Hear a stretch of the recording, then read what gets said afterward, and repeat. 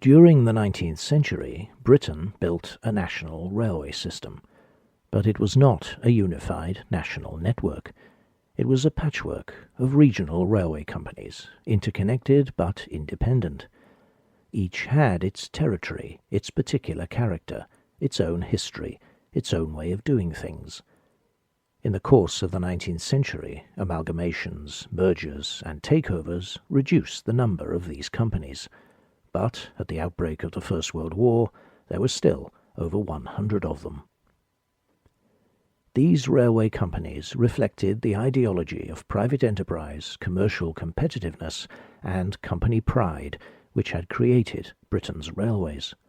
Each wanted to stand out from its rivals and to present a strong public identity expressing its distinctive character and encouraging loyalty among staff and passengers alike. Today we might call this blend of marketing, culture, and identity branding. The railway companies of the 19th century, among the biggest and most high-profile commercial concerns of their time, were pioneers in this characteristically modern business practice. And visual identity, then as now, had an essential role.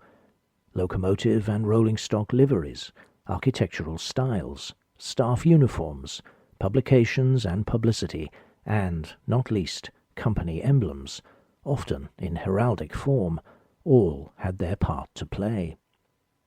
In 1908, the Boy's Own paper, in an article titled "The Arms of the Great Railways," observed that, on first thoughts, one would not imagine any connection between the device on a 20th century express and the 11th century crusades.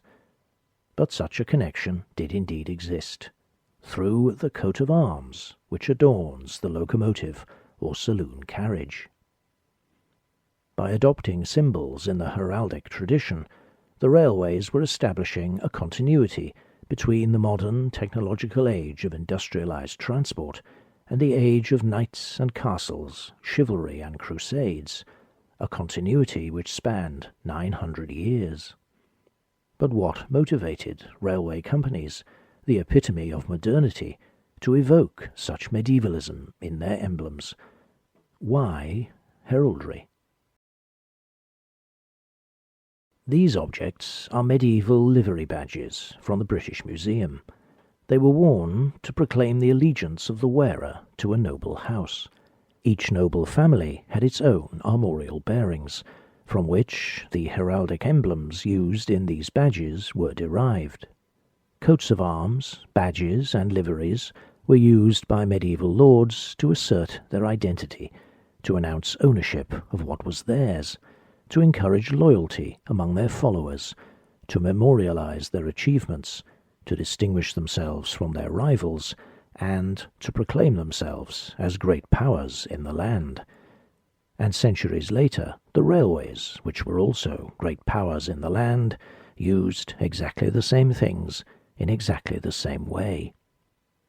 Many railways put their heraldic emblems on their locomotives and carriages, of course, but they also put them on documents and publications, furniture and fittings, buildings, war memorials, infrastructure and engineering works, the buttons and badges of staff uniforms, even carpets and chinaware. Heraldry was not universal among the railway companies.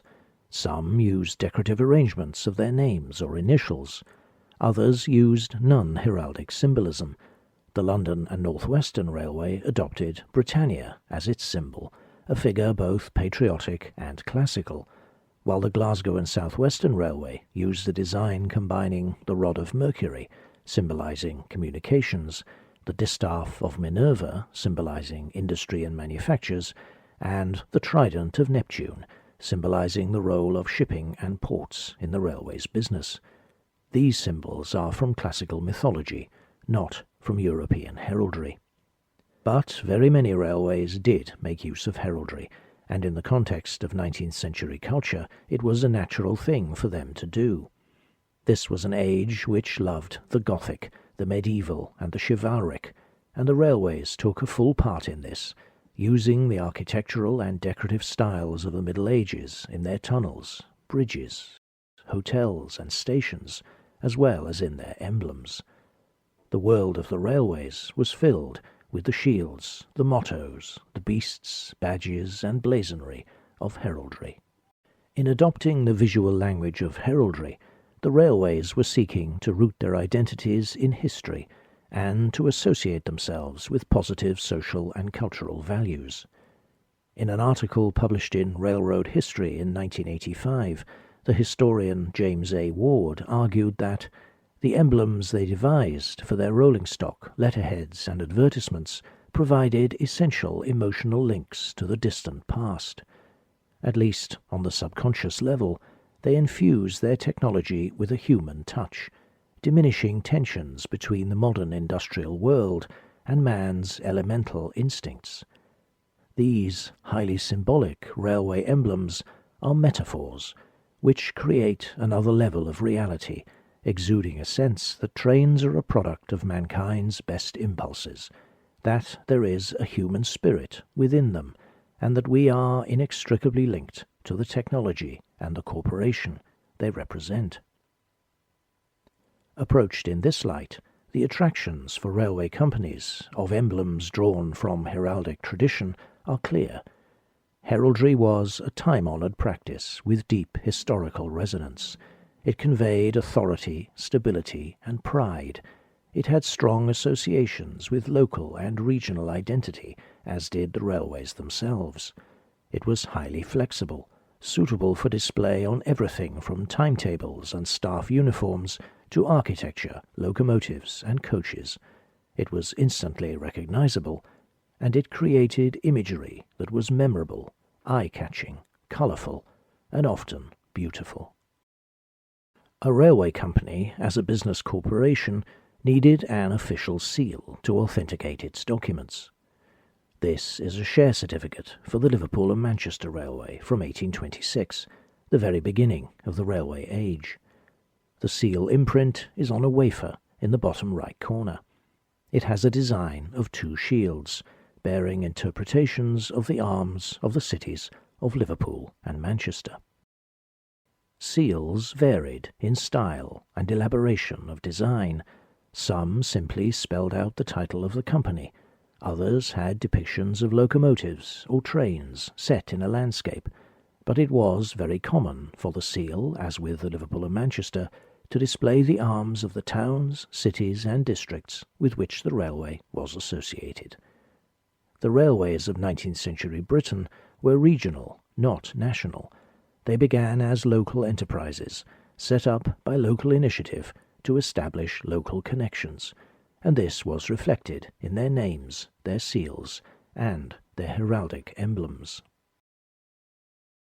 These examples are the seals of the Southampton and Dorchester Railway and of the London, Chatham and Dover Railway. When the Great Western Railway was incorporated in 1835, it displayed on its seal, side by side, the shields of the two cities it was connecting with its main line, Bristol and London. This arrangement remained the basis of the Great Western's armorial device throughout its history, even though the company's network soon expanded far beyond that original line. The design adopted for the seal was thus adapted directly into a heraldic emblem of much wider application, but which continued to pay tribute to the railway's regional origins and identity.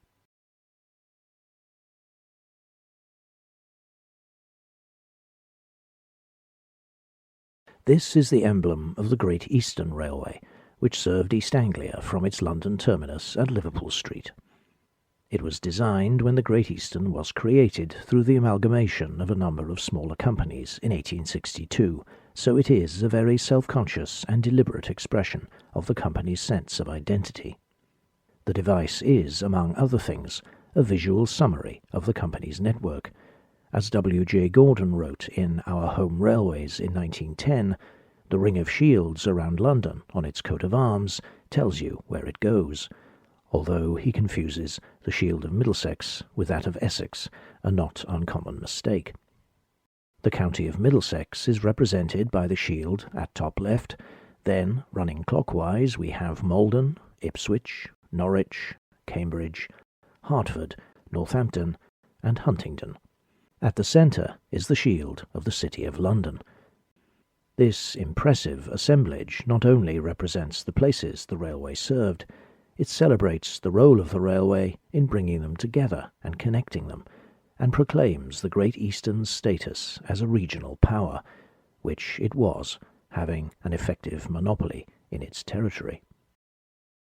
The arms of these towns and cities are arranged radially around the arms of London, a visual demonstration of the idea of centre and periphery.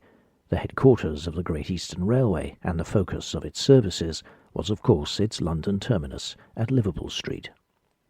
An article in the railway's staff journal, the Great Eastern Railway magazine, in March 1911, presents an explanation of the device and its history, showing how important railway companies felt their emblems to be.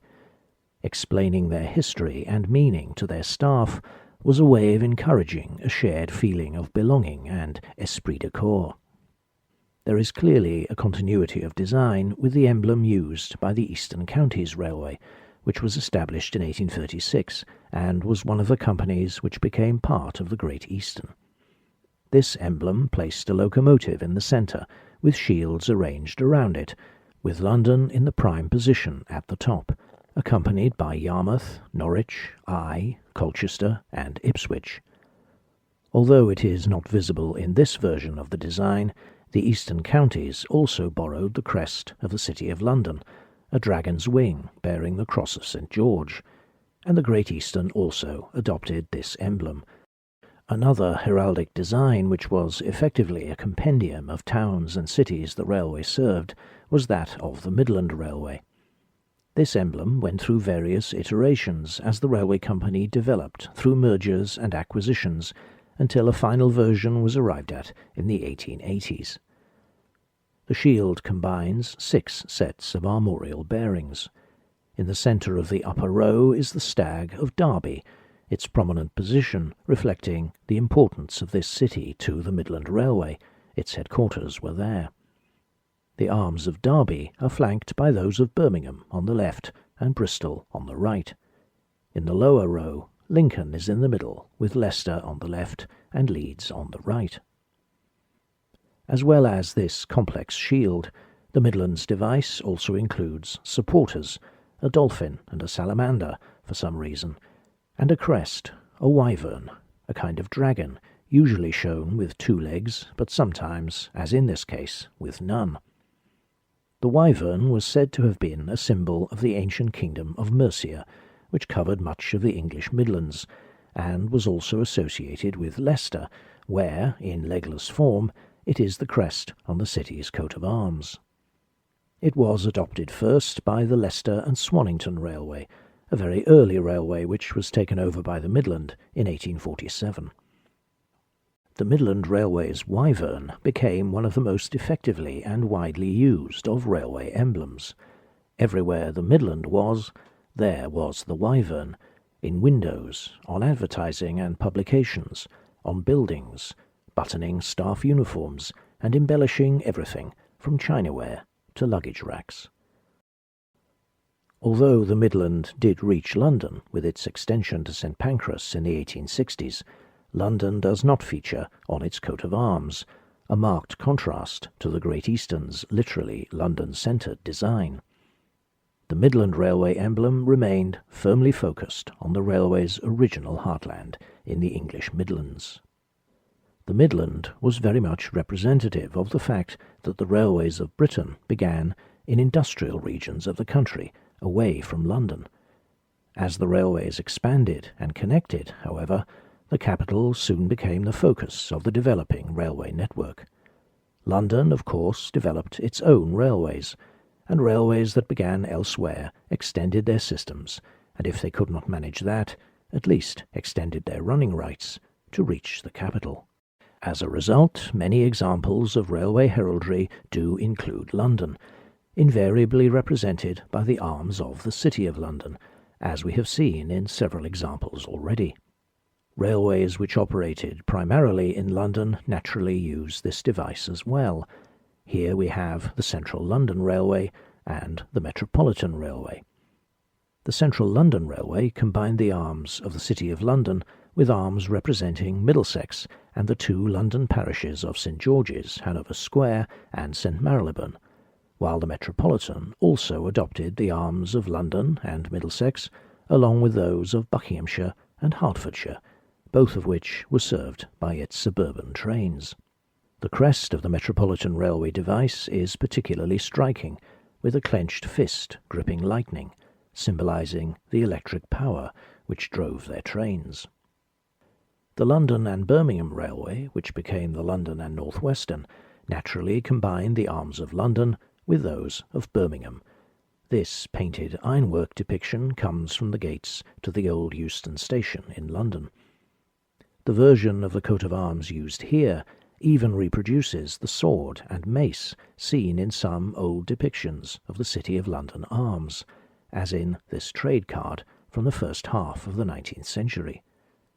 The London and North Western did not retain this emblem, as we have already heard, but adopted instead the symbol of Britannia, signalling their ambition to be a national rather than a regional railway. The arms of the City of London also crowned one of the most elaborate railway emblems of the 19th century, that of the Great Northern Railway. This is almost a representation of the GNR network in heraldic form, including places reached only indirectly over the lines of other companies. The three shields in the lower section contain arms representing Peterborough, Leeds, Doncaster, Bradford, York, Manchester, Sheffield, Nottingham, Grantham, and Huntingdon, with Wakefield in a little shield of its own. The upper quarters of the upper shield display the royal arms of the kingdoms of England and Scotland, marking the GNR's role in uniting the two kingdoms through the East Coast Main Line from London King's Cross to Edinburgh, also symbolised by the Scottish thistle and English rose. And at the top is the complete coat of arms of the City of London. However, it seems the City of London authorities objected to the use of their complete device in this way. The Great Northern, of course, had not received their emblem through a grant from the College of Arms, but, like almost every railway company, had designed it themselves, helping themselves to the arms they wanted. The city's objections prompted a rapid redesign by the Great Northern, which resulted in a much simpler device, without the arms of the City of London, but continuing the unauthorised use of the royal arms of England and Scotland, which, apparently, nobody made a fuss about.